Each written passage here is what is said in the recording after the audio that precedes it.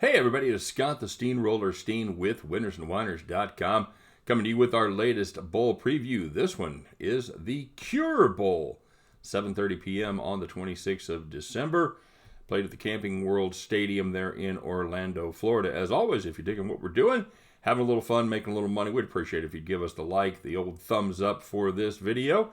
And if you haven't done so already, please consider subscribing to our YouTube channel. Click the bell, get notified each and every time we put up brand new content. And of course, if you're looking for deep dives into all your bowl games, don't forget to stop by and check out the one and only winnersandwhiners.com, the #1 site in the world for predictive sports analysis. You will not find better information anywhere on the web. All right, guys. Well, this one should be fun. This is I know a lot of people have been looking forward to this one as the Liberty Flames take on the Coastal Carolina Chanticleers. Coastal Carolina currently a 7-point favorite, and the number in this one is currently sitting at 59.5. You know, guys, this game should have been called the Who Woulda Thunk It Bowl.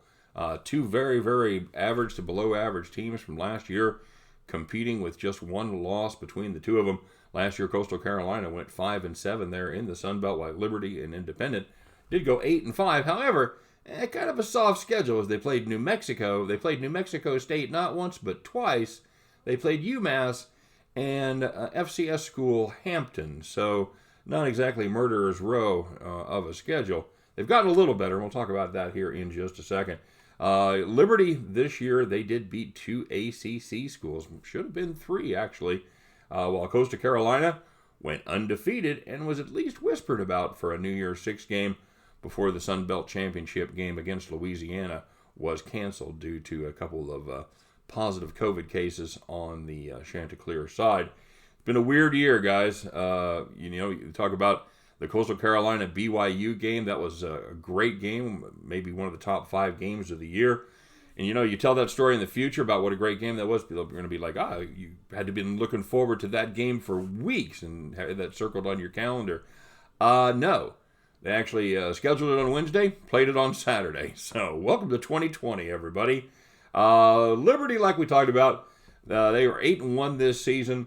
But 3 of those games, once again, came against FIU, UMass, and Louisiana Monroe. 3 teams who are arguably among the 5 worst teams in FBS. Now you throw in Southern Miss, a team that isn't too far away from being a bottom feeder, and Western Carolina, an FCS team that is apparently confused about which Carolinas are actually states.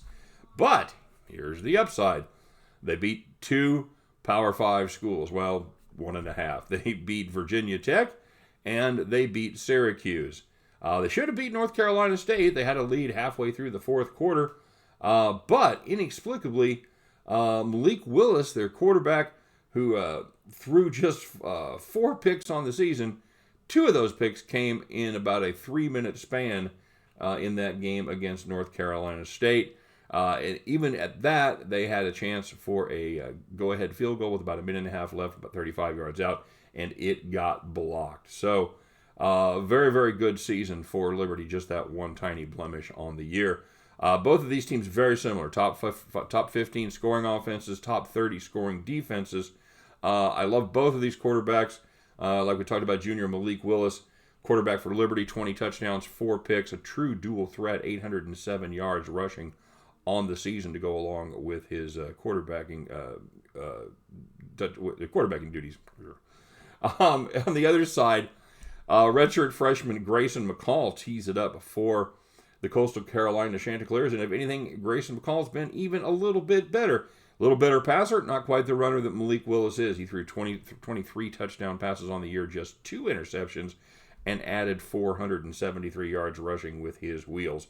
Both of these guys like to throw short to mid-range passes, try to catch their receivers out in space, and let the yak pile up. I think this game is going to quite possibly be a back-and-forth affair.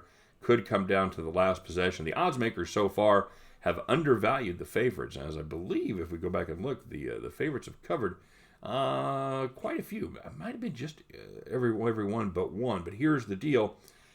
I think this one, they've overvalued the favorite just a little bit. I'm going to look for the Liberty Flames to step up here when they have to do it. I think both of these teams are super motivated.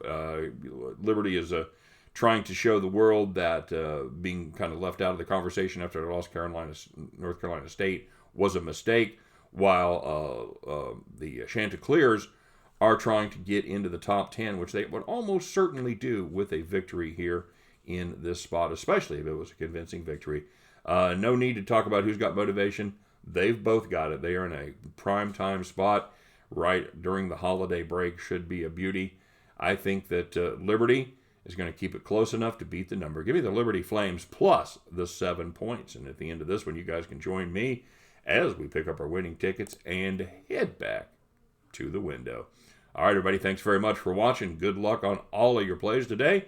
One more time, if you would be kind enough to like and subscribe, we sure appreciate it. You guys have a good day. Have a great weekend, and we'll see you next time. Bye-bye.